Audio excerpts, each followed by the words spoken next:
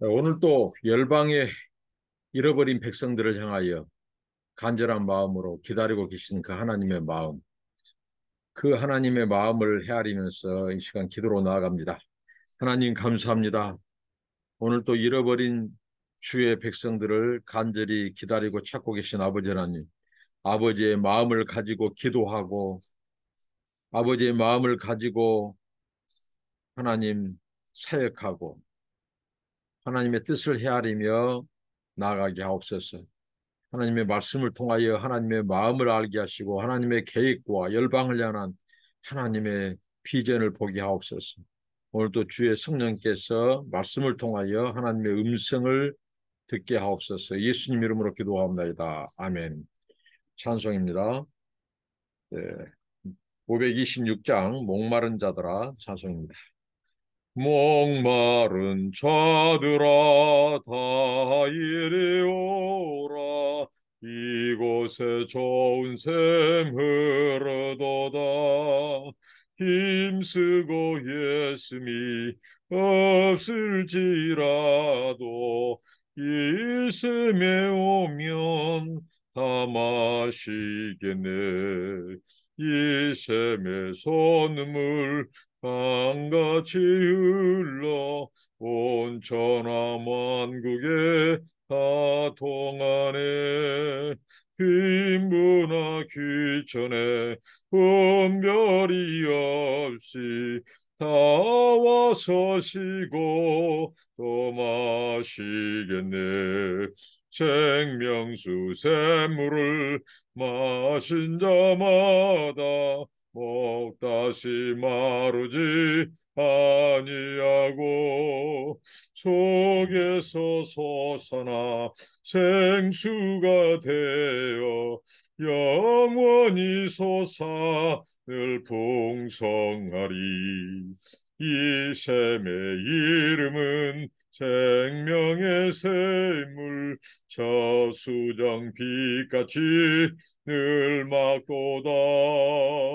어린 양 보좌가 근원이 되어 생명수 샘이 늘 그치지 않네. 아멘. 네, 하나님의 말씀입니다. 예레미야서 13장 15절로 27절 말씀입니다. 예레미야 13장 15절로 27절. 너희는 들을지어다. 귀를 기울일지어다. 교만하지 말지어다. 여호와께서 말씀하셨습니다. 그가 어둠을 일으키시기 전 너희 발이 어두운 산에 그치기 전 너희 바라는 빛이 사망의 그늘로 변하여 침침한 어둠이 되게 하시기 전에 너희 하나님 여호와께 영광을 돌리라. 너희가 이를 듣지 아니하면 나의 심령이 너희 교만으로 말미암아 은밀한 곳에서 울 것이며 여호와의 양떼가 사로잡힘으로 말미암아 눈물을 흘려 통곡하리라. 너는 왕과 왕후에게 전하기를 스스로 낮추어 앉으라. 관 곧 영광의 면류관이 내려졌다 하라. 대개의 성읍들이 봉쇄되어 이을 자가 없고 유다가 다 잡혀가되 온전히 잡혀가도다. 너는 눈을 들어 북방에서 오는 자들을 보라. 너에게 맡겼던 양떼, 이 아름다운 양떼는 어디 있느냐? 너의 친구 삼았던 자를 그가 네 위에 우두머리로 세우실 때에 네가 무슨 말을 하겠느냐? 네가 고통에 사로잡힘이 상고를 겪는 여인 같지 않겠느냐? 네가 마음으로 이르기를 어찌하여 이런 일이 내게 닥쳤는고 하겠으나 네 제약이 크므로 네 치마가 들리고 네 발꿈치가 상함이니라. 구스인이 그의 피부를 표범이 그의 반점을 변하게 할 수 있느냐? 할 수 있을진데 악에 익숙한 너희도 선을 행할 수 있으리라. 그러므로 내가 그들을 사막바람에 불려가는 건불같이 흩으리로다. 여호와의 말씀이니라. 이는 네 몫이요 내가 헤아려 정하여 네게 준 분깃이니 네가 나를 잊어버리고 거짓을 쓸래하는 까닭이라.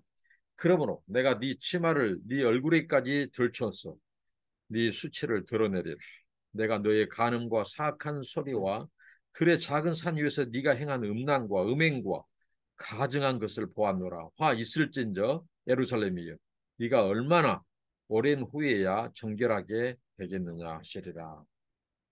네, 오늘 마음을 통해서 하나님의 마음, 그리고 에레미야 선지자의 마음을 읽을 수 있습니다. 하나님의 마음, 에레미야 선지자의 마음이 똑같습니다. 그 마음은 하나님이 우신다는 거예요. 하나님이 보이지 않는 곳, 은밀한 곳에서 한쪽에 가서 누가 볼까봐, 누가 볼까봐 몰래 눈물을 훔치시는 하나님의 마음이 여기에 담겨 있습니다. 이스라엘 백성, 하나님의 언약 백성, 하나님의 자녀, 그리고 하나님의 신부, 그들이 오늘 하나님께서 에레미야 선지자 통해서 말씀합니다. 마지막으로 호소합니다. 간절히 호소합니다. 시온은 바로 하나님의 딸이고 또 하나님의 자녀들이 그들이 돌아오기를, 돌이키기를, 하나님의 말씀에 귀를 기울이기를, 들을지어다 귀를 기울일지다 교만하지 말자다. 그러면서 하나님이 호소합니다.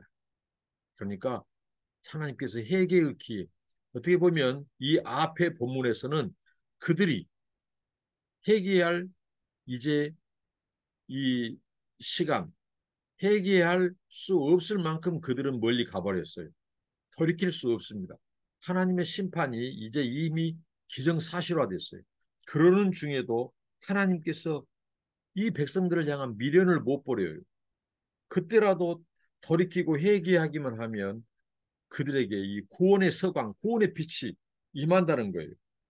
그래서 하나님께서 어둠을 일으키시기 전, 하나님의 주권에 의해서 그들을 심판하시기 전에, 이 어둠을 일으킨다는 말은 심판이죠. 북방의 군대를 통해서 하나님이 치시는 거죠.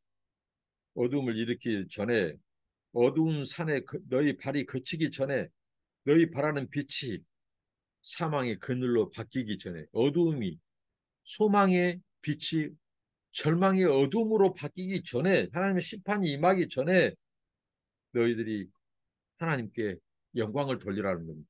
근데 그 앞에 바로 뭐예요? 바로 교만을 버리고, 이 교만을 버리고 하나님께 영광 돌리는 것이 회개의 진정한 의미입니다. 회개는 이전의 악한 행실을 끊고 나의 인간적인 악한 계획, 사람의 계획, 그 모든 것들을, 사람의 가치관, 하나님을 배제시킨 것, 그것을 다 버리고 끊고, 교만을 끊고 이제 이 하나님께 영광을 돌리는, 그것을 진정한 회개라는 것이죠. 그렇게 하나님께 영광을 돌리라. 이렇게 하나님께서 마지막 호소를 합니다. 마지막 호소를 하신 하나님. 그런데 17절에 너희가 이를 듣지 아니하면 나의 심령이, 하나님의 심령, 이 에레미야의 심령과 똑같습니다. 나의 심령이 은밀한 곳에서 울 것이라고 말씀합니다. 여호와의 양떼가 사로잡힌 것을 인하여 눈물을 흘리면서 통곡하리라고 말씀합니다. 하나님이 누가 볼까 봐 이 은밀한 곳에 가서 통곡한다는 거예요. 슬피 운다는 거예요. 하나님의 마음을 잊게 하는 대목입니다. 우리가 성경을 읽으면 하나님의 마음을 많은 부분에서 헤아릴 수 있어요. 그 말씀을 이해할 수 있어요. 하나님의 눈물을. 하나님이 우신다는 거예요. 왜 그렇습니까? 그들이 교만해서 하나님을 버리고 우상을 따라간 거예요. 우상은 이스라엘이 이 어떻게 보면 음란을 쫓아간 거예요. 다른 남자 쾌락을 쫓아서 다른 남자 정부를 따라가는 우상 숭배. 이게 바로 음란이죠. 우상 숭배죠. 그래서 하나님이 우신다는 거죠. 은밀한 곳에서 하나님이 통곡한다는 거죠. 정말 이 하나님의 마음, 하나님의 눈물, 우리가 죄를 짓고 우리가 하나님을 거역하고 하나님을 등지고 하나님을 떠나면 가장 슬퍼하시고 눈물을 흘리신 분이 우리 하나님이시라는 것입니다. 그러면서 왕과 왕후에게 전하라는 거예요. 애가를 짓도록 슬픈 노래를 부르도록 하는 거죠. 스스로 낮추고 영광의 면류관이 내려졌다. 왜 이 왕과 왕후에게 전하라고 할까요? 자, 왕과 왕후는 이스라엘의 영광의 상징이에요. 근데 이제는 이 영광의 상징인 왕, 왕이 포로로 잡혀가고 왕관을 빼앗기고 이것은 뭐예요? 수치와 수모를 겪게 된다는 거예요. 이제 영광이 끝난다는 거죠. 그래서 예가를 지어 부르도록 하는 거죠. 이제 이 귀족들, 이 왕족들이 하나님의 심판이 시작되면 왕족들이나 귀족들이나 다 이 그들이 평민처럼 돼요. 평민처럼. 그리고 그들이 이 겪게 될 이 고통이 더 커요. 어떻게 보면 왕과 왕후. 그래서 슬퍼하고 이제 이 예가를 지어 부르도록 한 거죠. 스스로 낮추라고 말을 합니다. 왜? 영광의 상징인 이 왕, 또 이 왕후의 왕관이 면류관이 벗어졌기 때문에 그래요. 그러니까 하나님의 심판이 되면 이런 왕족, 귀족들, 많이 누린 자들, 많이 가진 자들이 더 고통스러운 거예요. 평민들보다. 그들의 이 부귀, 영화, 권세, 이 명예, 그 영광의 면류관 이런 것들이 그들을 구원하지 못합니다. 그것들을 빼앗겨 버려요. 우리 인간의 영광은 하나님이 허락한 만큼 되는 거예요. 하나님이 심판해 버리면 그 모든 것이 다 헛되게 되고 그 고통이 그 편차에서 오는 고통이 더 크다는 거죠. 왕족과 귀족이 겪게 될. 그러면서 네겝의 성읍들이 봉쇄되고 그 성읍이 이제 이 파죽 지세로 침범하는 이 공격하는 바벨론 군대에 의해서 그 성벽이 무너지고 그 무너진 것에 의해서 그 문을 열 수 없는 그러니까 그들의 이 받는 이 전쟁, 이 공격, 이 침략이 이루 말할 수 없이 처참히 무너진다는 거죠. 이 예루살렘 성벽이. 네겝의 성읍은 이 예루살렘에서 멀리 떨어진 곳입니다. 그러니까 이 전쟁, 이 바벨론의 침략, 이 모든 것이 하나님의 심판이 미치지 않는 곳이 없다는 거예요. 예루살렘 전역에 미치게 된다는 거죠. 하나님의 심판이 시작되면 이 애누리가 없어요. 아주 철저하게 구체적으로 모든 곳, 모든 사람에게 하나님의 심판이 임할 것을 말씀합니다. 그래서 20절부터 이제 마지막 27절까지 이스라엘의 수모에 대해서 그들이 겪게 될 수모 너 눈을 들어서 북방에서 오는 자들을 보라. 자, 북방에서 오는 자는 바벨론 군대죠. 하나님께서 그 백성을 진노하고 채찍 심판하시기 위해서 끌고 들어온 군대죠. 그들이 올 때 하나님께 맡겼던 양떼 하나님이 유임해 준 왕들에게 선지자 제사장들에게 유임해 준 그 양떼가 어떻게 되냐는 거죠. 다 어디에 있나 이거죠. 그만큼 이제 그 땅이 황폐하게 돼요. 포로로 잡혀가고 죽이기도 하고 그들이 이 바벨론을 친구 삼았어. 이 이방의 강대국, 제국들을 의지하고 친구 삼고 그런데 하나님이 심판해 버리면 그 친구가 우두머리가 되어서 그들을 쳐들어오는 거죠. 마치 그 고통이 이 상고를 켜있는 여인 같다는 거죠. 그 우두머리, 그 친구로 그를 의지했던 그 열방, 그들이 하나님의 심판의 도구가 되면 어느 누구도 막을 수 없어요. 하나님 심판을 피할 수가 없어요. 왜? 하나님이 그들에게 이스라엘 백성을 넘기셨기 때문이에요. 그래서 그 고통이 산모의 상고와 같이 크다는 거죠. 근데 이러한 것들이 어떻게 닥쳤느냐? 원인 없는, 이유 없는 창상, 상처가 없다는 거죠. 바로 너희의 죄악이 크므로 그 죄악에 대해서 오늘 세 가지로 말씀합니다. 그들의 죄악이, 이 유대, 이스라엘 백성들의 죄악이 크다는 거예요. 그다음, 네 치마가 들리고 네 발꿈치가 상하며 그러니까 하나님께서 너희들의 죄로 인하여 너희 수치를 드러낼 것이라고 말합니다. 그러면서 구수인 이 이디오피아 사람들 구수인 아프리카 사람들 피부가 검습니다. 반점이 피부가 검어요. 그리고 표범이 반점이 있는데 이 에티오피아 사람, 구스 사람이 자기 피부를 하얗게 할 수 없다는 거예요. 씻을 수 없다는 거예요. 그리고 표범이 그 반점을 없앨 수 없다는 거예요. 이것은 뭐예요? 그들이 그만큼 악에 익숙했다는 거죠. 이 유다 백성, 이 이스라엘 백성들의 이 죄가 마치 구스 사람이 피부가 검은 것처럼 표범이 반점을 가진 것처럼 그것이 그들의 죄악이 그들 안에 익숙했다는 있습니다. 그러니까 호박에 줄을 긋는다고 해서 수박이 될 수 없는 것처럼 바로 그들의 이 죄악이 바로 이 아주 자연스러운 이 이스라엘 유다 백성들의 죄악이 그들의 죄가 익숙하다는 거죠.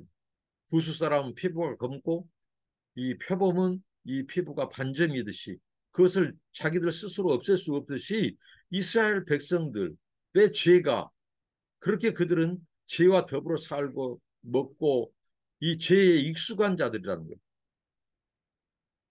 그래서 하나님께서 내가 그들을 어떻게 했죠?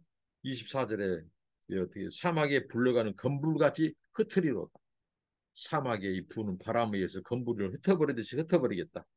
그리고 너희들이 포로로 잡혀가겠다는 거 25절에 노예 생활을 하겠다는 거 포로로 잡혀가서 근데 그 이유는 너희가 나를 잊어버리고 거짓을 신뢰하는 까닭 나를 잊어버리고 이스라엘의 남편 이스라엘의 창조자 구원자이신 하나님을 잊어버리고 모든 인생의 유기 신앙의 유기는 하나님을 잊어버린 것부터 시작돼요. 그럼 하나님을 잊어버렸다면 그 자리에 무엇이 끼어들어죠? 우상입니다. 그들이 거짓을 신뢰해요. 우상을 더 신뢰한다는 거 하나님보다. 그래서 26절에 하나님께서 그들의 치마를 들어 올려온다는 치마를 그들의 치마를 얼굴에까지 들춰낼 것이다. 그러니까 무엇일까요? 그 이스라엘의 이 음부를 어떻게 보면 하체를 음부를 하나님이 다 들춰내본다는 거예요.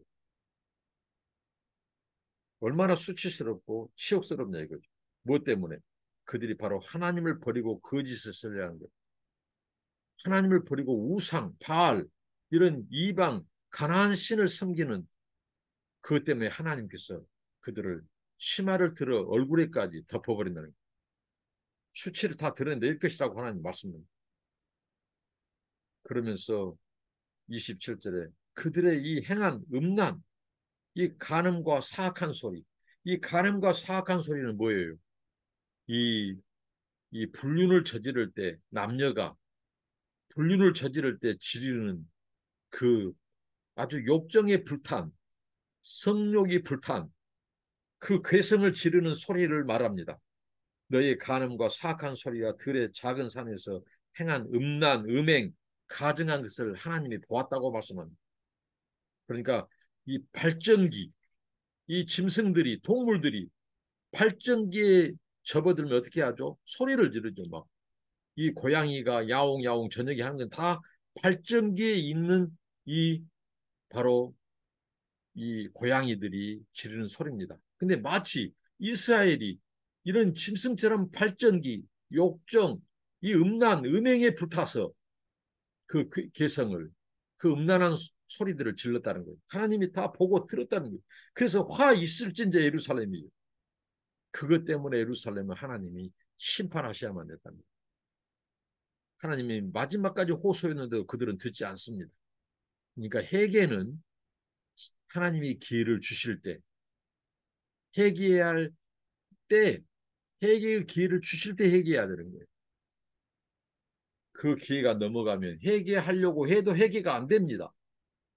그래서 버림받는 거죠. 근데 그들이 돌이키지 않아요. 너무 먼 길을 가버렸어요.